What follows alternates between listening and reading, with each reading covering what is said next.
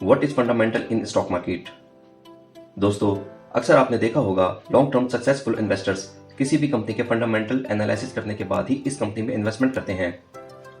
दुनिया की सबसे बड़े इन्वेस्टर वॉरेन बफेट भी किसी कंपनी के फंडामेंटल एनालिसिस करके ही इन्वेस्टमेंट करते हैं। दोस्तों, ये फंडामेंटल एनालिसिस क्या है? आज की वीडियो में हम इन्हीं सवालों के जवाब देंगे। क्यों बड़े इन्वेस्टर्स किसी भी कंपनी में इन्वेस्टमेंट करने से पहले फंडामेंटल एनालिसिस क्यों करते हैं? दोस्तों, वीडियो को आखिर तक जरूर देखें ताकि आप फंडामेंटल्स क्या होते हैं इसको समझ सकें। आइए जानते हैं कि फंडामेंटल एनालिसिस क्या होते हैं। दोस्तों, स्टॉक मार्केट में दो तरह के लोग होते हैं। Number 1 trader, number 2 investor. दोस्तों, सबसे पहले हम ट्रेडर की बात करेंगे। ट्रेडर वो होते हैं जो कंपनी के बिजनेस को नहीं देखते। ये सिर्फ कंपनी के शेयर प्राइस की मूवमेंट को देखकर ही इस कंपनी के शेयर की बाइंग और सेलिंग करते हैं। दोस्तों, अब बात करते हैं इन्वेस्टर की। दोस्तों, इन्वेस्टर वो होते हैं जो कंपनी के शेयर प्राइस की मूवमेंट को नहीं देखते। इन्वेस्टर कंपनी के बिजनेस को देखते हैं, कंपनी के एनुअल रिपोर्ट पढ़ते हैं। दोस्तों, किसी कंपनी के बिजनेस को स्टडी करने की प्रोसेस को ही हम फंडामेंटल एनालिसिस कहते हैं। दोस्तों, आम अल्फाज में समझें तो फंडामेंटल एनालिसिस का मतलब होता है किसी कंपनी के फंडामेंटल्स को देखना, यानी कंपनी के बिजनेस को जानना, कंपनी के प्रॉफिट्स को देखना और कंपनी से रिलेटेड ऐसी बहुत सारी चीजों को स्टडी करना जिससे कंपनी के बिजनेस की कंडीशंस का सही पता चल सके और हमें कंपनी के बिजनेस की फ्यूचर ग्रोथ का भी आइडिया हो सके। दोस्तों, इन्वेस्टर इन्वेस्टमेंट करने से पहले ये कंफर्म करना चाहता है कि इसका इन्वेस्टमेंट अच्छी कंपनी में हो और वो कंपनी फ्यूचर में ग्रो कर सके।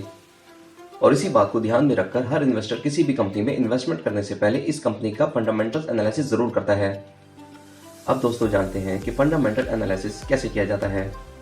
दोस्तों, फंडामेंटल एनालिसिस में एक कंपनी को हम दो तरह से एनालिसिस करते हैं। एक को हम क्वालिटेटिव एनालिसिस कहते हैं और दूसरे को हम क्वांटिटेटिव एनालिसिस कहते हैं। चलिए पहले बात करते हैं क्वालिटेटिव एनालिसिस की। दोस्तों, क्वालिटेटिव एनालिसिस में हम कंपनी की इन बातों का एनालिसिस करते हैं जिसे हम नंबर की फॉर्म में नहीं जान सकते, जैसे कंपनी की ब्रांड में कितनी अच्छी प्रोडक्ट्स हैं, कंपनी की मैनेजमेंट कितनी ईमानदार है, कंपनी अपने कंपटीटर से कितनी अच्छी है और कितनी आगे है, कंपनी का बिजनेस मॉडल क्या है, कंपनी के प्रोडक्ट्स और सर्विसेज कितनी अच्छी हैं, कंपनी ने अपनी ग्रोथ के लिए क्या प्लान्स किए हैं, कंपनी अपने प्रोडक्ट रिसर्च में कितनी अच्छी है। दोस्तों, क्वालिटेटिव एनालिसिस में हमारा मिशन होता है कि हम कंपनी के बारे में ज़्यादा से ज़्यादा जान सकें और इसीलिए हम इस तरह के सवालों के जवाब जानने की कोशिश करते हैं ताकि हम कंपनी के बिजनेस को अच्छे से समझ सकें। दोस्तों, क्वालिटेटिव एनालिसिस में कंपनी कितनी अच्छी है ये हर पर्सन के लिए अलग अलग है, क्योंकि एक कंपनी का बिजनेस मॉडल एक इन्वेस्टर को अच्छा लग सकता है और हो सकता है दूसरे इन्वेस्टर को अच्छा ना लगे, और ये भी हो सकता है कि एक इन्वेस्टर को कोई कंपनी ज्यादा वैल्यूएबल लगे और दूसरे इन्वेस्टर को कंपनी बिल्कुल वैल्यूएबल ना लगे। दोस्तों, क्वालिटेटिव एनालिसिस में हमारी अपनी जजमेंट का बहुत बड़ा रोल होता है और इसी वजह से हमें क्वालिटेटिव एनालिसिस के हर फैक्टर का बहुत ध्यान से एनालिसिस करना चाहिए और इन फैक्टर से कंपनी के बिजनेस में क्या इफेक्ट पड़ेगा ये समझना चाहिए। आइए अब हम बात करते हैं क्वांटिटेटिव एनालिसिस की। दोस्तों, जब हम क्वांटिटेटिव एनालिसिस करते हैं तो हम कंपनी के नंबर्स की बात करते हैं जिसे हम नंबर्स की फॉर्म में जान सकें। क्वांटिटेटिव एनालिसिस का सबसे इंपॉर्टेंट पार्ट है कंपनी के फाइनेंशियल स्टेटमेंट को एनालिसिस करना। फाइनेंशियल स्टेटमेंट में हम कंपनी की balance sheet, income statement, cash flow statement को देखते हैं और इसके अलावा काफ़ी फाइनेंशियल रेशियोज को भी देखते हैं जो कंपनी की हेल्थ और प्रॉफिटेबिलिटी बताती है, जैसे कि प्राइस टू अर्निंग रेशो जिसे हम पीई रेशो भी कहते हैं, debt to equity ratio, return in equity ratio, return in capital employed, return in assets, price to book ratio और इसी तरह की कई और रेशोज को देखते हैं।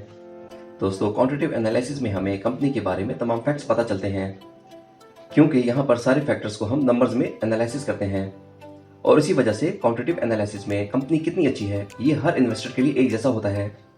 दोस्तों, अगर हम सक्सेसफुल इन्वेस्टर बनना चाहते हैं तो हमें फंडामेंटल एनालिसिस की बहुत अच्छी समझ होनी चाहिए।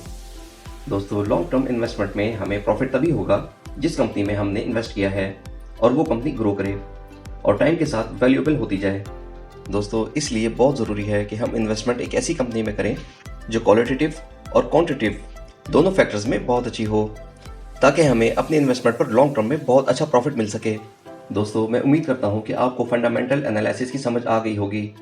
तो दोस्तों, ये थी हमारी आज की वीडियो। अगर आपका कोई सवाल हो तो कमेंट्स बॉक्स में ज़रूर लिखें।